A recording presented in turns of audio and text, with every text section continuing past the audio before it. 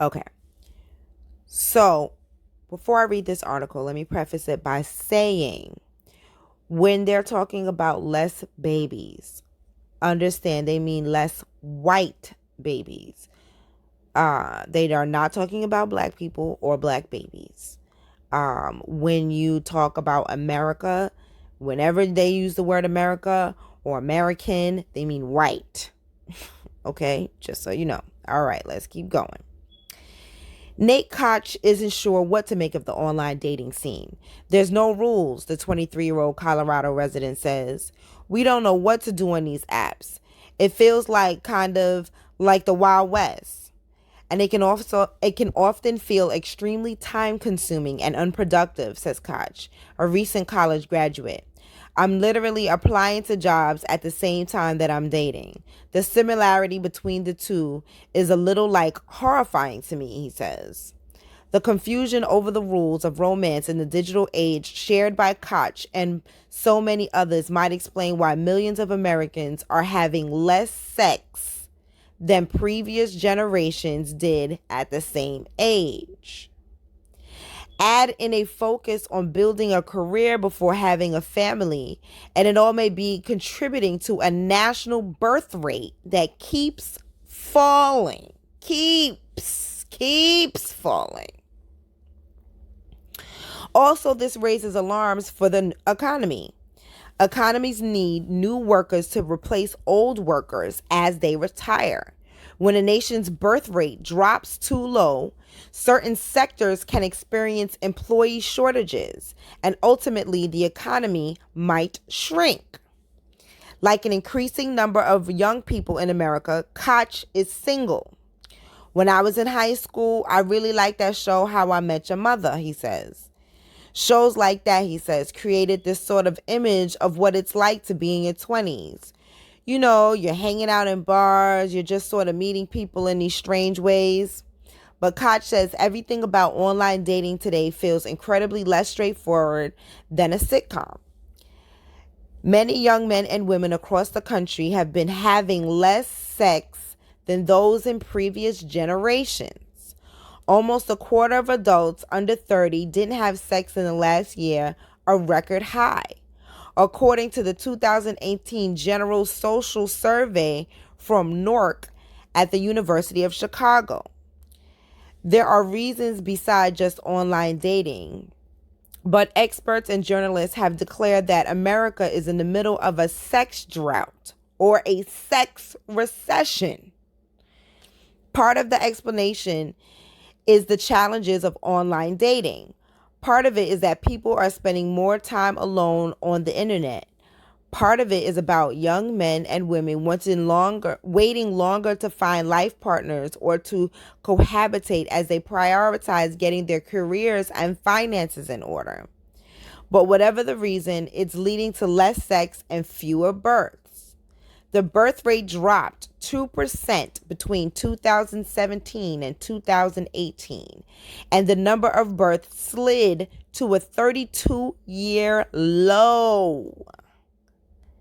Koch says he expected to at least know who his wife would be by this time in his life if he didn't think he'd get married for a few years. But he says the difficulty of online dating has slowed down his timeline for marriage or for having babies. Another reason America's birth rate has dipped so low is that many women are dealing with career considerations first.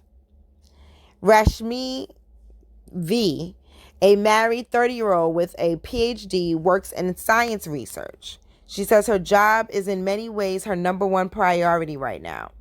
She had pictured a fully formed professional life and a fully formed family life, but she says the family life has gone by the wayside.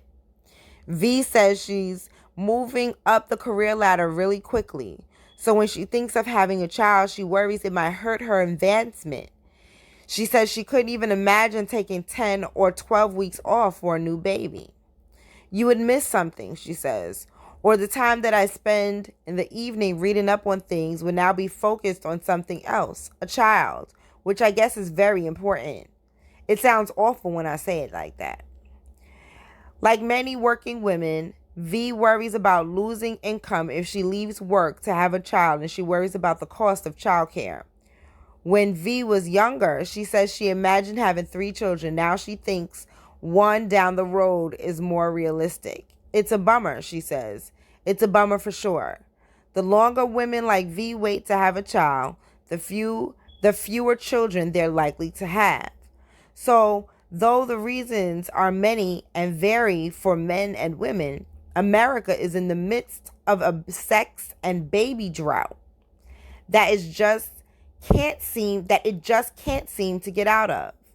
But the United States is not alone. Developed nations across the world have been experiencing the same thing.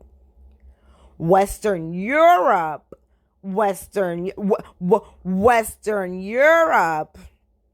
dealing with falling birth rates, and Japan's birth rate has dipped so low its population has started to fall. Jennifer Glass, a demographer at the University of Texas at Austin, notes that some countries have tried to boost their birth rates by urging citizens to get busy.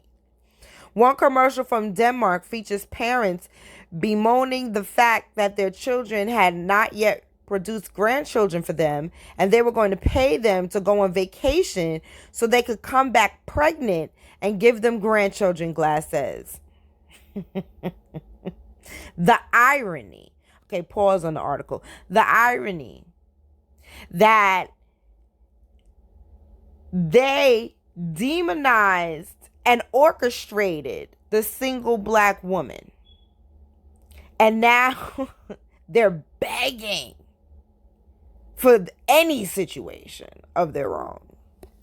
Let's keep going. It ends with a voice saying, "Do it for Denmark. Do it for mom." Begging. They making commercials over here, honey. Glass says those kind of appeals rarely work, but other things do. A family leave policy that gives you 4 to 6 months almost completely paid is available to both partners, she says. Subsidized childcare also helps, she says. Glass and many other experts see a third fix: immigration. Immigrants tend to be younger, the kind of workers aging economies need, and new immigrants often have birth rates that are higher than those of native-born population. We should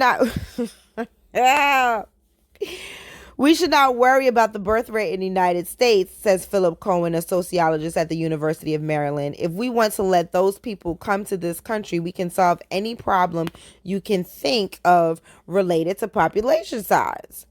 America's debate over just how many immigrants should be coming may not be over anytime soon, but the baby drought seems bound to continue until there's a shift in the workplace, online, or in the bedroom.